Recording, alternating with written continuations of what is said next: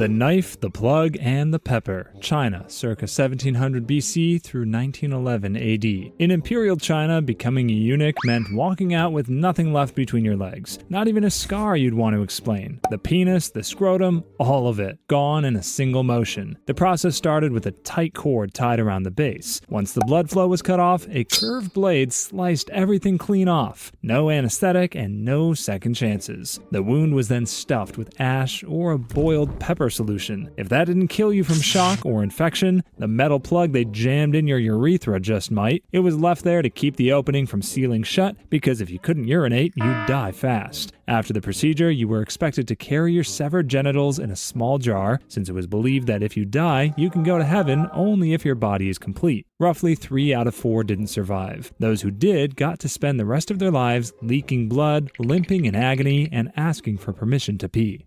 Cauterized and cooked. Ottoman Empire 580 through 16th century. During the rule of the Ottoman Empire, castration came with heat, blades, and boiling oil. They captured boys, usually enslaved, and then they were brought to the palace. Their testicles were cut off with a razor, or if you were really unlucky, a blade heated until it glowed. No numbing or mercy. The moment the cut was made, the wound was sealed with boiling oil, wax, or hot sand. If the blade didn't burn you, the aftercare definitely would. No one cared if they screamed or passed out. As long as they didn't die right away, the job was done. The empire needed eunuchs to guard harems and serve royalty, but many died within hours from blood loss, infection, or shock. The ones who lived were tossed into recovery rooms that smelled like scorched flesh and fear. Some say this method reduced bleeding, others say it just saved time. Cauterizing meant no stitching, no cleanup, and fewer complaints from the staff. Imagine screaming while someone packs your open wound with boiling sand. No care, no pause, just a race to stop the bleeding before you stop breathing. And if you survived, congrats, you now work in the palace with third-degree burns and no voice in your future.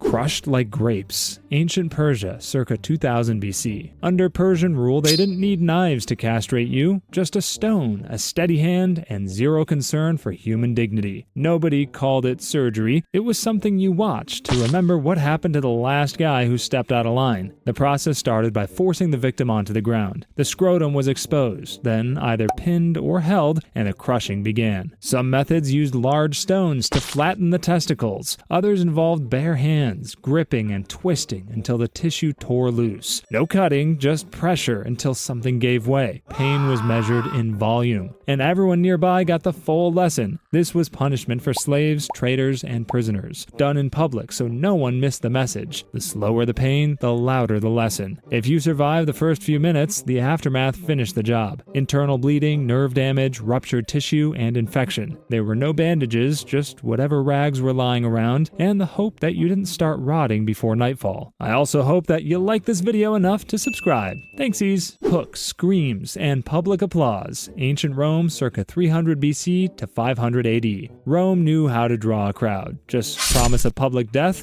bring the iron, and let the screaming do the rest. And when someone really made the empire angry, they brought out the hooks. The condemned were tied up or nailed down. Then a soldier would take a jagged iron tool and dig into the groin, hooking under the testicles like it was meat at the market. Ripping them out wasn't quick. It was a pull, a pause, and a tear that echoed across the crowd. Blood sprayed and nerves snapped. Skin ripped in slow, messy waves. Sometimes they missed and had to try again. Each scream got louder, so did the applause, and nobody looked away. Some even leaned closer. This wasn't limited to traitors or rebels. Some were political enemies. Others just had bad timing and worse luck. The goal wasn't just to kill, it was to humiliate first. Death came after the lesson had been absorbed. There were no antiseptics or bandages. The wound was either left open to rot or cauterized with hot iron, depending on how generous the executioner felt that day. They called it justice. The victims weren't given names, just titles: enemy, criminal, distraction. And Rome made sure every scream was heard all the way to the cheap seats. Hot iron severing. Byzantine Empire, circa 4th to 15th century. The Byzantine Empire didn't trust men near the royal family, unless they'd been surgically disarmed with fire. Young boys selected to become eunuchs were held down while a blacksmith's blade was heated until it glowed red. Then, in one brutal motion, it was pushed through the scrotum, slicing off the testicles and sealing the wound in the same instant. There are no cuts and no stitches, just steam, smoke, and the stench of cooked flesh. flesh. Only those who endured it were allowed near the emperor's family. The empire used eunuchs to guard the emperor's quarters, manage royal affairs, and serve in positions of power, but only after making sure they couldn't pass down a bloodline or take the throne for themselves. The pain was blinding. Victims often passed out mid-scream. Some never woke up. The cauterization was supposed to stop bleeding, but infection, nerve damage, and organ failure were still common. Recovery meant months of limping, fevers, and urine that smelled like charcoal. Twisted until it snaps. Medieval Europe, circa 5th to 15th century. In parts of medieval Europe, castration didn't need tools sharper than rope and hands. If you had time and no mercy, that was enough. The method started with the victim tied down or strung up by the limbs. Then came the cords, wrapped tight around the scrotum until the skin darkened. Once the blood flow stopped, the real work began. Some twisted slowly, others yanked. Either way, the goal was rupture. Nothing had to be precise. The only goal was to leave something broken beyond repair. There was no standard length of time. Some men were left hanging for hours, slipping in and out of consciousness, while tissue broke down from the inside. If nothing snapped on its own, someone stepped in to finish the job with a knife or their bare hands. No one stitched you up afterwards. You were lucky if they poured wine on it. Most victims bled for days. Many died before morning. Sliced by bamboo. Southeast Asia, circa 1000 to 1800 AD. You didn't need forged steel to cause permanent damage. In parts of Southeast Asia, they used bamboo. Not polished, not carved, just sharpened to a point and soaked in cruelty. The victim was restrained, sometimes on the ground, sometimes bound to a frame. Then the bamboo sliver, thin, strong, and fresh from the stalk, was pulled across the scrotum like a makeshift saw. The first slice didn't go deep enough. That was the point. Every pass opened more skin until the testicles were exposed, and once they were, someone reached in. There were no gloves or disinfectants, just hands and whatever bugs happened to be in the air. They didn't use knives, just nature's sharpest plant, cut and pulled until something gave way. The wound rarely came out clean. Jagged tissue, dirt ground into the flesh, and blood that wouldn't stop. Every wound welcomed infection like it was part of the process. By nightfall, most victims had a fever. If the body didn't shut down, the rot spread.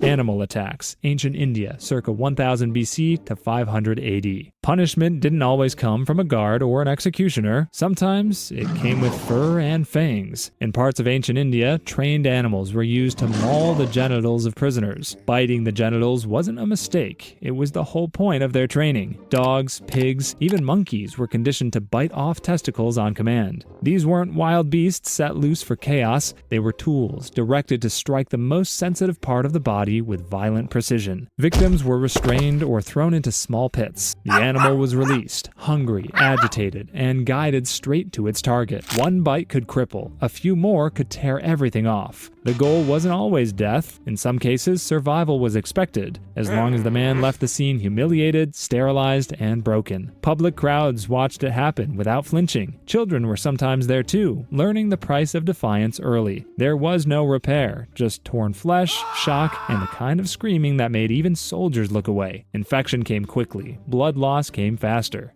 Boiling water immersion. Medieval Middle East, circa 7th to 13th century. Before anyone got near a knife, the scrotum went for a soak in boiling water. In parts of the medieval Middle East, preparing harem eunuchs involved a brutal first step. The testicles were submerged in water so hot it could cook flesh on contact. This wasn't a quick dip. Victims were forced to endure searing pain as the skin blistered and tissue started dying right there in the pot. The goal was to destroy the testicular tissue without cutting right away, making removal easier, or so they thought. What actually happened was hours of scalding agony, with nerves screaming and skin peeling. Many passed out before the ritual finished. The unlucky few who stayed awake quickly realized mercy wasn't on the menu. The burns caused deep tissue necrosis, which meant the flesh died and rotted. Infections were all but guaranteed, with no antibiotics or proper medical care around. The wound became a festering nightmare. After this fiery baptism, surgeons stepped in to finish the job, cutting away the destroyed tissue.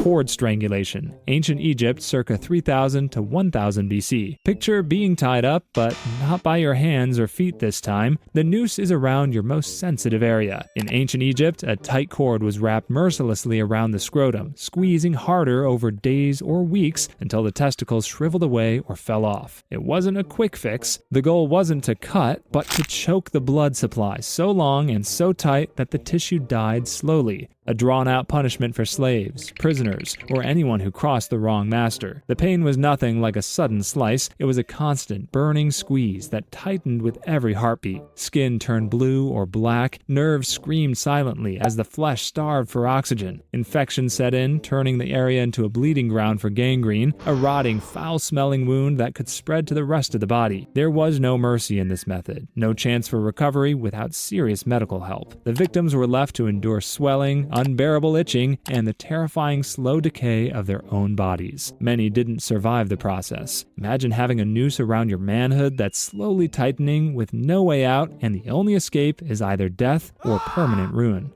Forced self-mutilation. The Skopje, Russia, 18th to 19th century. Imagine being told that the only way to be pure in the eyes of God is to take a knife to your own testicles. The Skopje were a Russian religious sect from the 1700s. For them, castration meant a shortcut straight to heaven. Their logic was that their sin lives in the flesh, so to beat lust, you cut the problem off. Literally, followers were expected to perform the seal of righteousness, which meant removing their genitals, or in some cases for women, their breasts. And it wasn't done in clean hospitals. We are talking razors, hot knives, or broken glass, often without anesthesia. One hand holds the Bible, the other holds a blade. Sometimes they'd do it themselves, sometimes a senior member of the sect would help, kind of like a priest/butchering assistant. Bleeding out was common. Infections, even more so. Some men went full removal, scrotum and all. Others went halfway, calling it the lesser seal, like sin came with a settings menu. The Russian government banned them, but the group kept going underground. By the time officials caught up, there were thousands of believers, and even whispers that some nobles were part of it. So next time you hear someone say, cutting bad habits out of your life, just be glad they don't mean it like the Skopje did. Serrated blade cutting. Viking age, 8th to 11th century. When the Vikings raided your village, getting stabbed was the lucky outcome. The unlucky ones, they got castrated with a blade that looked like it belonged in a lumber yard. This wasn't some clean surgical tool, it was serrated, jagged like a saw, and that was the whole point. Instead of cutting, it shredded, like it hated whatever it touched. Imagine sawing through flesh with something designed to splinter wood, and you're getting close. Vikings used this during raids, but also as punishment. You steal, betray, or just make someone important mad, and suddenly you're getting neutered like firewood. No sedatives, no sterilization, just pain, panic, and whatever gods you had time to pray to. The damage wasn't just physical. Infection was almost guaranteed. A jagged wound like that in the 9th century usually meant one thing: you weren't sticking around much longer. Some didn't survive the bleeding, others made it, but barely, left with shredded tissue and lifelong agony. It wasn't just about removing manhood, it was about making sure you felt every second of it. Vikings knew how to send a message, and this one screamed. Acid application. Ancient Southeast Asia, circa 500 to 1500 AD. Long ago in ancient Southeast Asia, some people skipped the knife and reached for something worse: acid. Usually it came from crushed plants that were known to burn skin. There was no clean wound, just flesh bubbling away while the nerves stayed awake for every second of it. The acid was rubbed directly onto the testicles, and the goal was to destroy the flesh, layer by layer. There was no pain relief, no clean cut, just burning, blistering agony that could last for hours. Once enough tissue had broken down, they might cut off the rest, or they'd leave it to rot and fall away on its own. Either way, the damage was deep. There was no avoiding it. Sooner or later, the wound turned septic. Once the acid touched skin, there was no pause button. It kept working while everyone else walked away. It left permanent scars and reminded everyone watching what could happen if you stepped out of line. And unlike a blade, acid didn't look scary. It looked like a paste in a bowl. But once it touched the skin, the screaming started, and it didn't stop for a long, long time. Freezing and crushing. Siberian tribes pre-1600s. In the icy stretches of Siberia, some tribes had a method that didn't rely on blades or fire, it relied on the cold. First, they'd expose the victim to freezing temperatures, letting nature do the prep work. The scrotum would stiffen, the blood would slow, and the nerves would go numb just enough to stop you from passing out too early. Then came the rock. Once things were frozen solid, a heavy object, usually a stone or a club, was used to crush the testicles in one brutal motion. No clean cut, no clean end, just shattered tissue and a mess that looked more like a smashed fruit than a wound. The cold didn't make it painless, it just made it possible to stay awake through the worst of it. Blood still came, swelling still happened, and infection almost certain. If the cold didn't kill you, everything after gave it a second shot.